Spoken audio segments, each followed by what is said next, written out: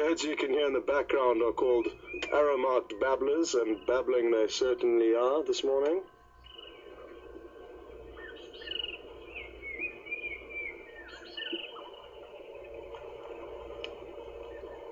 Who knows, maybe this leopard is hiding in a bush right here, keeping an eye on these impala, just like we are.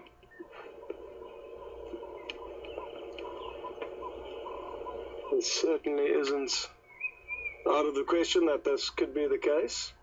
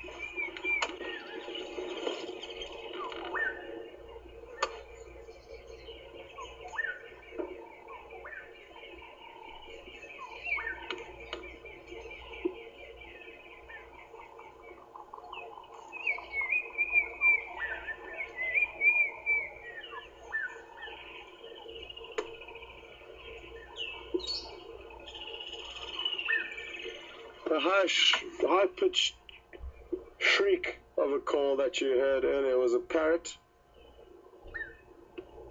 a brown-headed parrot, which is obviously not too far away, but you can hear it. There we go. Now, sadly, they are quite secretive birds, and we don't often get to show you them, but that is their call, and there will come a time where we get to show you them. It's just sadly not frequently that we do get a good viewing of those parrots. We certainly hear them more often than we see them.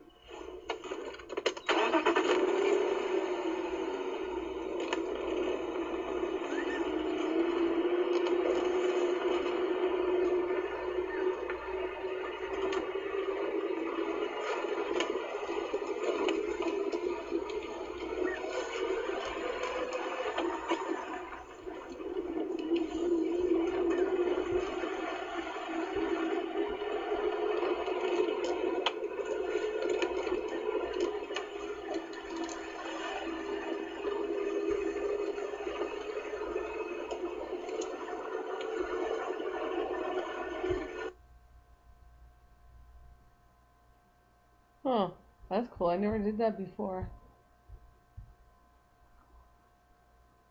Paused it.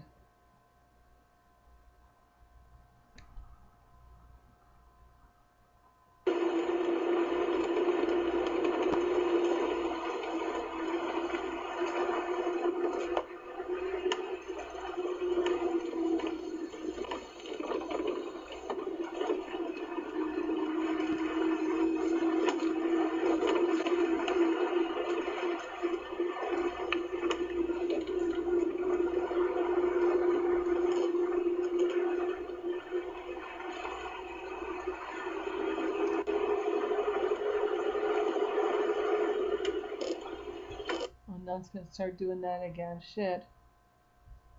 Start breaking up. Can't get a good recording in tonight.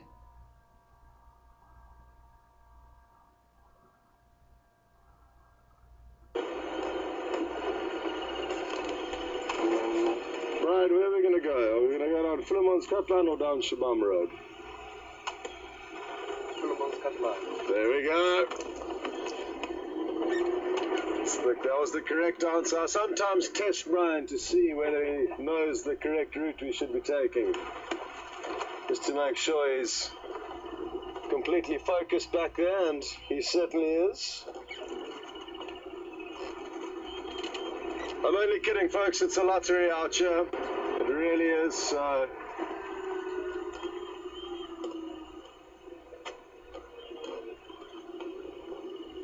we're going to try get that roller. Yeah. So there's a lilac-breasted roller that's just landed in this tree in front of us, this marula tree. They really are exquisite birds. And I'm hoping to show you their cousin, the European roller, which has arrived. They arrived about a week ago, the first one I saw, and I've seen a handful since then.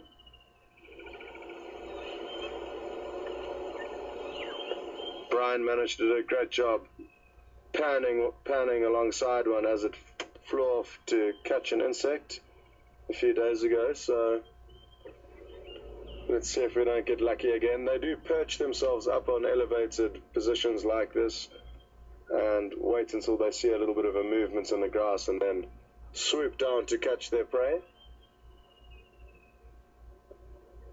And when they are flying, you do get to see their real beauty, because a lot of their brightest colors are in their wing feathers. So let's see if this one performs a little acrobatic show for us. There it goes. Oh.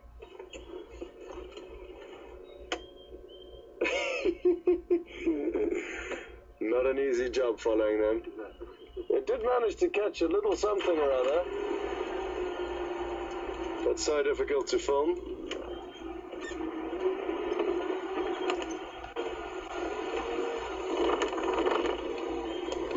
So it's 1-1 with Brian versus the lilac-breasted roller. The last one he managed to capture the hunt this time. He got stumped, so 1-1. We'll have to keep track of this.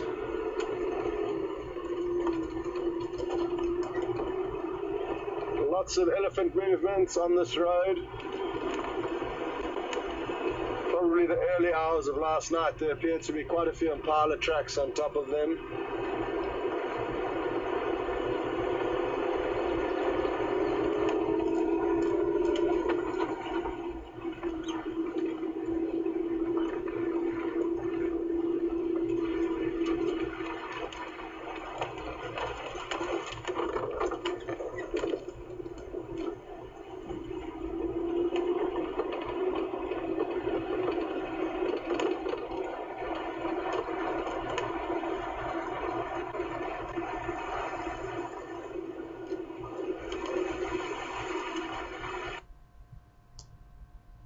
Come on, you idiot, find something.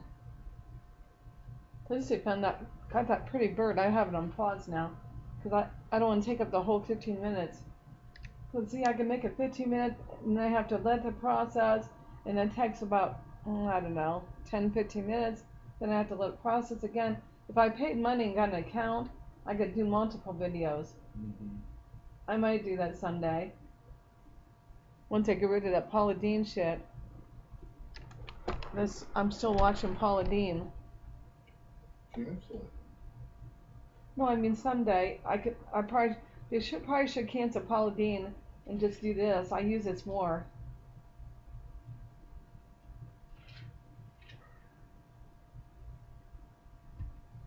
Okay, now I'll get back to recording.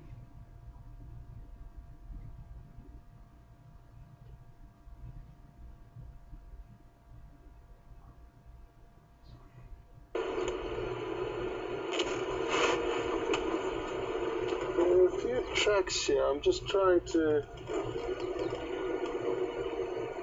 establish what happened. It appears that something may have been dragged down this road. And by something being dragged, it's typically a piece of carcass, or it could also be the elephant in this case. So what's confusing me, and I'll just get out and try and explain this to you.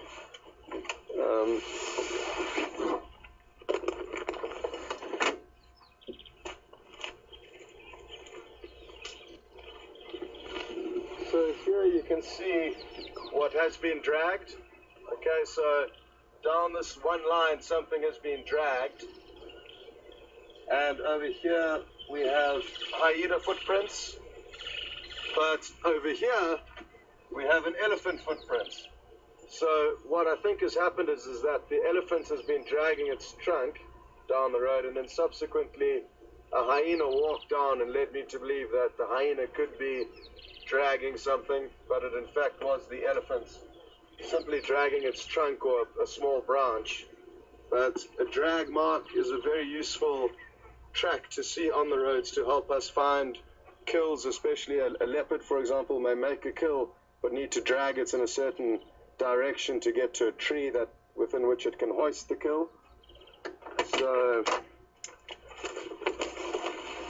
just thought I'd explain the rationale behind my investigation there.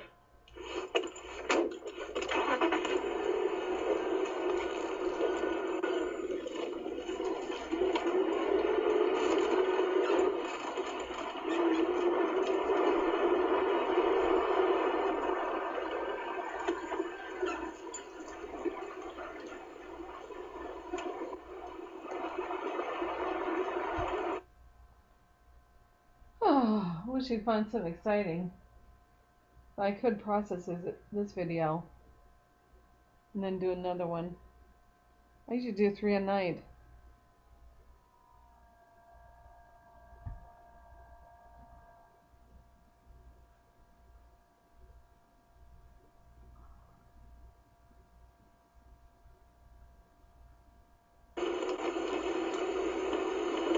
It's incredible how many hyena tracks you see. You see them on almost every road you drive on, and it's not necessarily because there's a lot of hyena, but it's simply because they cover such huge distances looking for potential meals every evening.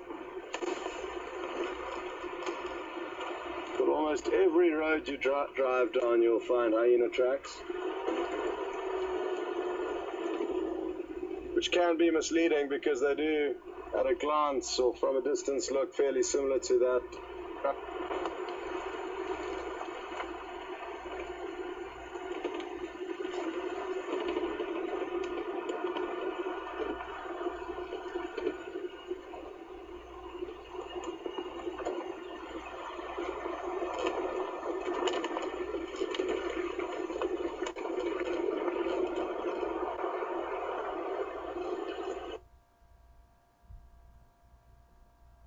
There it goes. It just stop transmitting.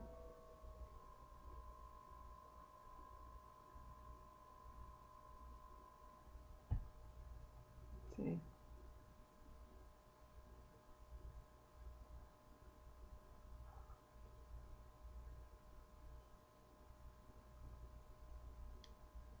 Some kind of bird.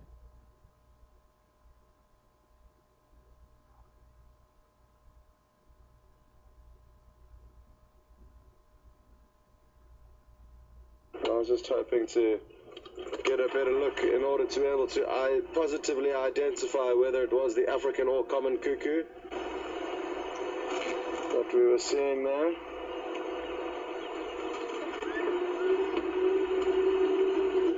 Just heard a fish eagle cry out above us. There it is.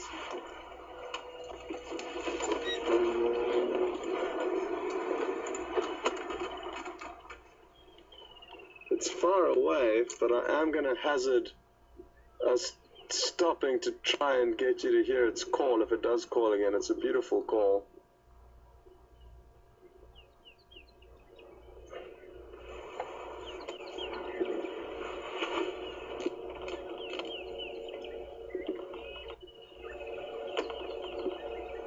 Well done, Brian. It's very high up in the sky, as you can see.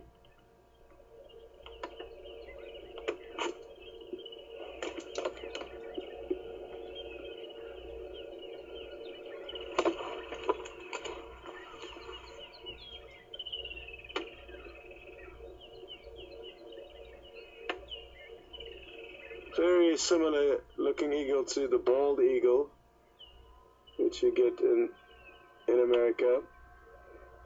It's our kind of African equivalent.